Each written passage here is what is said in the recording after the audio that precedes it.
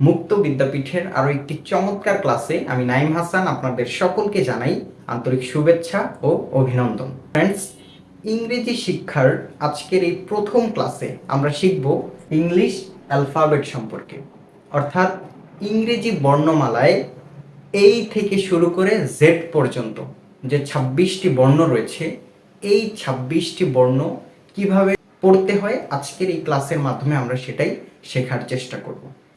A, V, C, D, E, F, G, H, I, J, K, K, L, M, N, O, P, Q, R, S, T, U, V, W, X, Y, Z.